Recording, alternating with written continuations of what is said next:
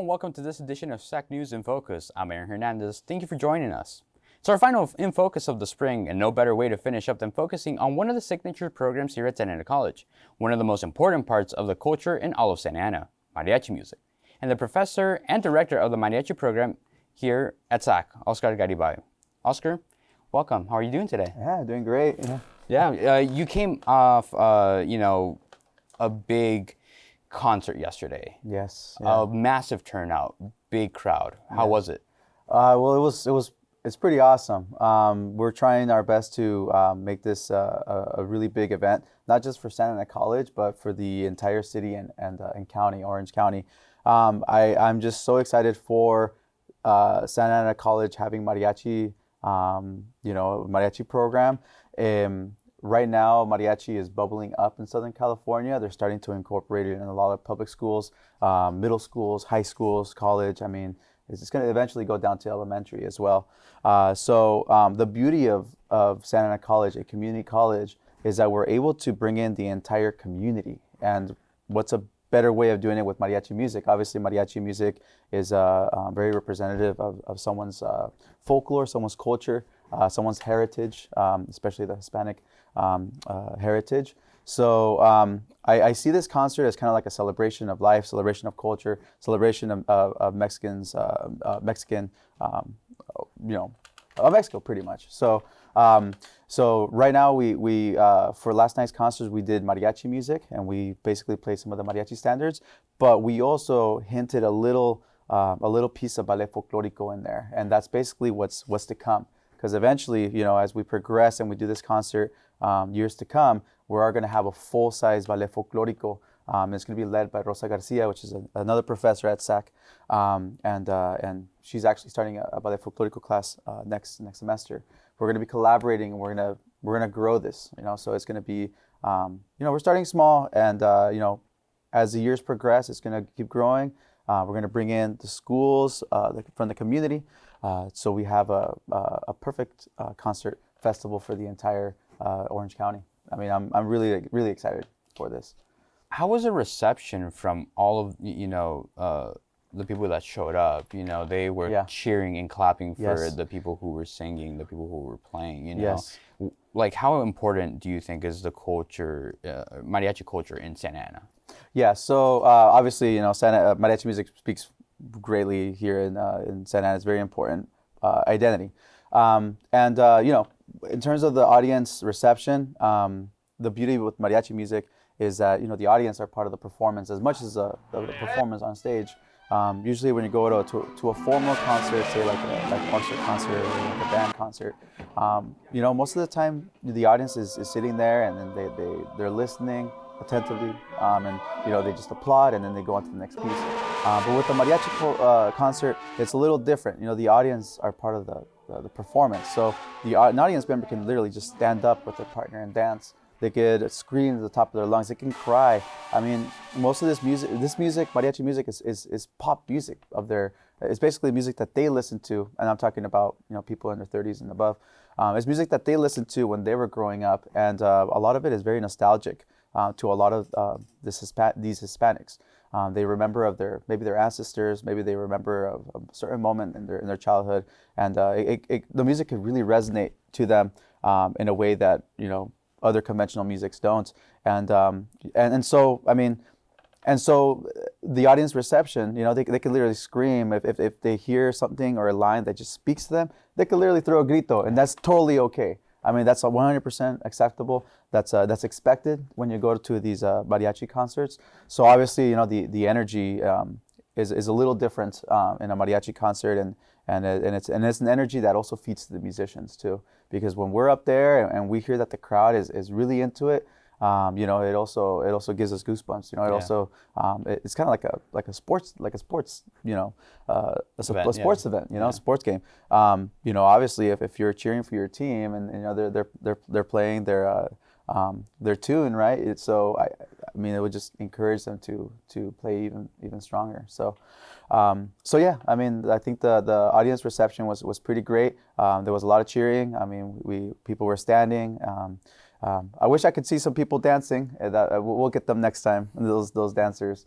But I mean, this is something that's going to be growing, and it's obviously a culture that we're developing year by year. So I think once people start feeling comfortable going up and dancing like a romantic number, I think people will see that, and then the next year maybe they'll be encouraged to stand up and maybe dance a little. So yeah, we'll see. But yeah, this is something that the audience really appreciates, and it's, in my opinion, I think mariachi music is the voice of Santa Ana. So we should definitely do more to expand on that, and try to get all of Orange County as well on board with it as well. I wanted to touch up on some of your performers. You Yes. have a wide range of performers. You've got beginners that have never touched the guitar, Yes. a violin, Yeah. and then you've got working professionals that, they've been gigging for months, years. Yes. What's it like working with the wide range of Yes. experience? Yes, it is a challenge being able to accept, there's students in the class that have never picked up the guitar before, but they really want to be in the class because, they wanted to sign up for something that, reflects their culture and something that speaks to them. So obviously I don't turn away students. I mean, I have to open up the class for everybody. I do my best to try to incorporate them. I try to accommodate the music and the level of the music to their level. That way everybody feels successful. At the same time, the students are professionals, and the students that can already play, I mean, I need to challenge them somehow. So I do accommodate on both sides of the spectrum. That way everybody feels successful, everybody feels like they're part of the class, and so there's a good reception, so that students keep signing up for it every single year, because I definitely want these students coming back. I mean, something that would be helpful, and something that we are looking towards the future, is possibly creating 2 sections of the class. So maybe a section more dedicated to the students who are first year, second year, and then a separate section dedicated to the students who are, semi-professional, or they've already been playing for a couple of years. I think that'll be very, very helpful. And I mean, and Santa Ana College has, they got our back. Like they do understand that concept. And I believe next semester there are talks about having 2 different sections, so that would be a lot more viable, and it'll make our concert even more engaging too, because then we could have 2 groups performing and we could share the stage. Not saying the concert's going to be even longer. I mean, I do believe a concert should Give them a break. Yeah, I do believe the concert should be like maybe at no more than an hour and a half. But I think if we were to share the concert within 2 ensembles, I think it will give variety to the listener, and that would be even more a more engaging concert, in my opinion. I went yesterday. I loved how engaging your performers were with the audience. They were, Yeah. I believe one of them, started doing el grito. Yeah. And he's like, "Arriba Santana," Yes. How do you, encourage your performers to, be more engaging with the audience? Yeah, well, we definitely need more gritos. I am going to admit that that's something that we also need to work on as performers. But yes, I mean, we try to do gritos in the class to evoke a sense of happiness and a sense of energy, and kind of to cheer our musicians up. So we could definitely use more gritos, and we could definitely use more gritos from the audience. But yes, it's very, very important. Anything like "Viva Mariachi Dons," or yeah, or "Uy, uy." That's my favorite one. It's like the little piggy one. All those gritos are fair game in mariachi music, and we welcome it. We definitely do welcome it. Another way that I keep the audience engaged too is just having a variety of singers as well, because every single singer is going to have their own persona on stage, their own character, and each singer is going to reach a certain audience, a different part of the audience. Maybe a singer is more into ballads, or sings better like the boleros. So that singer can engage those audiences that love the romantic stuff. And then there's other singers that they have a big smile. They look really bright on stage, and the way they stand, they stand with confidence. And those singers are probably better for songs that are a little bit more like rancheras, a little bit more dance-like, a little bit more lively. And so I think the audience really, they get a great sense of the music, depending on the different personas that I put on stage, the different voices. I did want to touch up on your selection process for the music because Yeah. you had a big range of music. You know, I think at the very end of the concert you said, you know, I'm gonna play basically the national anthem of Mexico without directly implying. You know, Right, right. What's your selection process like when picking these songs, and Yes. especially for your singers? Yeah. So I do pick music that it's in the level of the students. And then the second, I guess the second criteria that I look at is a set list that's engaging. You know, you don't want to have a whole concert full of just slow romantic songs, and you also don't want to have a full concert with just like loud sones. Okay, you definitely want to have a variety of different styles. So when I come up with a set list, I always find a variety. You know, I have my ballads, I have my rancheras, I have my sones. Maybe I have a cumbia so people can feel like dancing. Maybe I have like a joropo, which is more of a style like South America style, to kind of embody all of Latin America, and not just Mexico. So I definitely do come up with a wide variety of songs to play. And then I look at my singers. I see which singers have what type of voices, and I basically connect the dots with the songs and the voices. I pair them up. I do listen to my singers, and I do make suggestions. Hey, your voice type is more the romantic type. You know, would you like to sing this song? And more often than not, they would say, you know what, like I actually like singing boleros, and then they'll like the song. They'll actually be motivated to sing it because it's going to be in their strength. Yeah. So. All right, don't go anywhere. When we come back, we'll talk to Professor Garibay about the future of the Mariachi Dons. Don't go anywhere. You're watching In Focus. They call me Maxie, but I prefer tripod. I was your above-average four-legged homie, and then wham, bam, minivan. Some people pity me. Now that's lame. I still run, fetch, and swim. And the ladies love me. I'm the ultimate wingman. Just don't ask me to high five.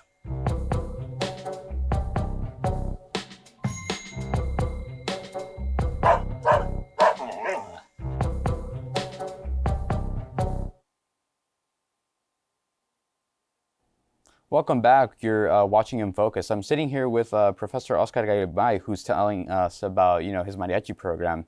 I want to go into the history of the Mariachi Dons, how it started and how you ended up being there. Tell me more about the program. Yeah, I actually, unfortunately, and this is kind of sad to admit, I actually don't know a whole lot of history on Mariachi Dons. From my understanding, they've been around for a while. About 30 years. Yeah, for a long while. And I can safely say that they are the first collegiate mariachi in all of Orange County. UCLA unfortunately has Los Angeles, but Santa Ana College has Orange County. So we can carry the flag of the first collegiate mariachi. But I don't know a whole lot of information on the startup of the mariachi class. I just became the professor last spring. Right. So, I've only had, this is my third semester. Yeah, a little over a year. So a little over a year in. I did take the program. I did continue it from the previous professor. His name is Viramontes, Ernesto Viramontes. And he's a professional mariachi. He's somebody who, studied the music in the most traditional form.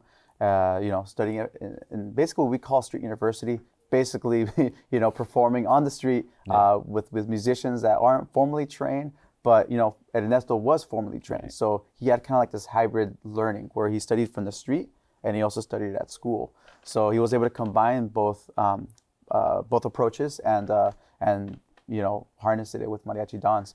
Unfortunately, he did move out of the city. And so the mariachi did get inaugurated to me.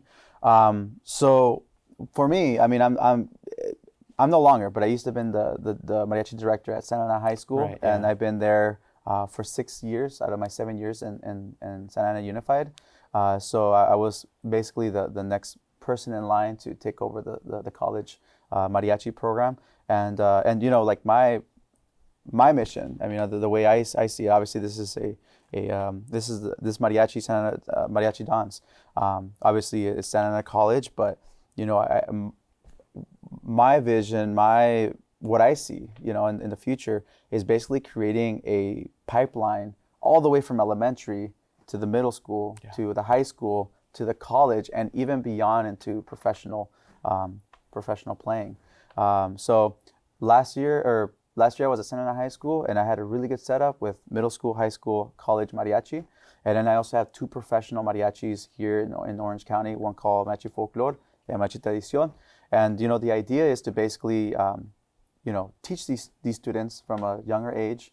They continue their education through school, to Mariachi Dons. And then once they graduate or once they advance on to higher learning, they could, if they choose to, they could play mariachi music professionally and make it into a part-time job. So that's my vision. That's what I see. I just feel like, like you should give the students hands-on experience, not just teach them concepts and then they move on to the next subject. I think even in middle school and high school, we should be teaching them career experiences. So obviously I'm a professional mariachi myself. So, even in middle school, I should be teaching the students, hey, this is how professional mariachis work. It's not just about learning their instrument and learning their music. It's also about promotion. It's also about, getting your name out there, creating social media pages, creating contracts, talking to clients. It goes way beyond just teaching them notes and rhythms. So it's not something that you can learn or you can teach in 1 year. It definitely takes at least 6 to 7 years for these students to really become professionals. So the vision is just to have that middle school class going all the way to Mariachi Dons, which is the college level, and beyond if they choose to.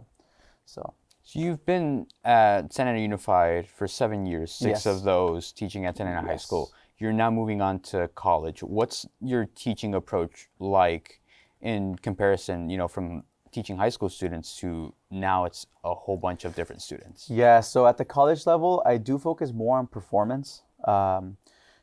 Just getting a concert prepared, really. Like from day one, I basically already have the set list of the concert already established.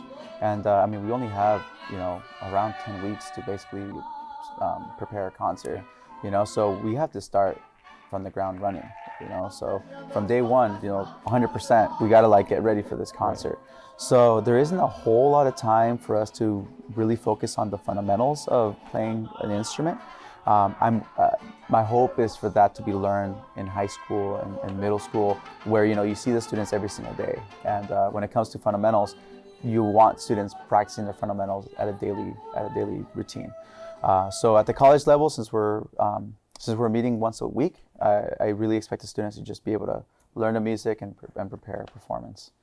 You're teaching, these students, like some of them are college students. Yes. They've been doing, gigs for, quite some time. What would you say to those students who want to join the program, and they're on the fence about it, and they look at, a performer like, Maria, and they're like, I want to be like her. What would you say to them? Yeah, well, anyone can sign up for the class. It's 100% free.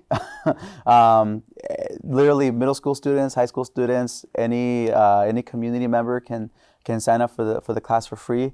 And look, I always look at the students' strengths. I always harness their strengths, so that way they feel successful and they feel they're actually contributing to the group. Give it a shot for a semester. Most of these students, the new students that I got this semester, they came up to me after the concert and they were like, I'm signing up next semester. I'll see you next semester. Just, let me know when class starts and I'll be there. So, it's definitely a community that we're building, a family, and, it's only going to grow. My first semester teaching here last year, I started in the spring last year. I think I had maybe, I want to say 14 students enrolled.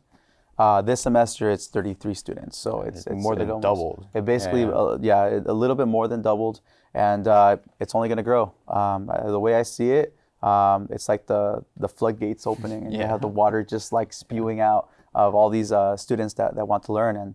And look, as we develop our Instagram, as we develop our social media and word of mouth, more people are going to hear about it, more people are going to sign up, and again, mariachi music is bubbling up, and sometimes it's really hard to find a mariachi teacher in the area. and so I think Santa Ana College is going to be basically the go-to place for mariachi education, at least in Orange County, and it's most likely going to be Santa Ana College for a long future, as long as I'm here. We hope so. You talk about these long-term goals that you have, essentially creating 2 classes, Yes. integrating ballet folklorico. Do you have any short-term goals for the program? Yeah, well, last night most of our students were wearing just all blacks. A short-term goal is to get them actual trajes. Actual trajes.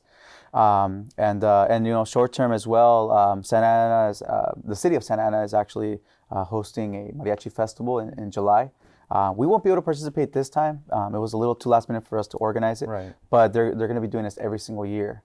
So on top of the festival that we're going to start up with the local schools, we also want to be part of the city's mariachi festival as well. So other short-term goal is going to be by participating in that festival. Also doing outreach with the high schools. Obviously, we're college students. We want to make sure that we reach out to our community, especially the younger students that can sign up for the class. Obviously, want to recruit. So other short-term goals is for us to collaborate and work with the high schools, especially the local high schools. And finally, do you have any kind of like suggestions for for these students that want to get into music, like into mariachi? Yeah, well, I mean, just do what speaks right to your heart. Most of these students that take mariachi, they're taking it because it speaks to their culture, and they want to, some of them have like identity crisis, and mariachi resonates to them more than other ensembles. So if you're at all interested, if mariachi music just at all speaks your mind, give it a shot for a semester. It's not going to cost you a single buck. And at the end of the semester, if you're hooked, then we got you. We got you hooked. My job is to spread the gospel of mariachi music and education. So as long as I teach and I get more students, I'm happy. All right. Well, Professor, thank you so much for joining us. That does it for this semester's edition of In Focus. I'm Aaron Hernandez. I, again, want to thank Professor Garibay for taking the time to be with us today. We'll be back in the fall with brand new episodes and brand new guests. But for now, you can watch all of our previous episodes on our YouTube channel.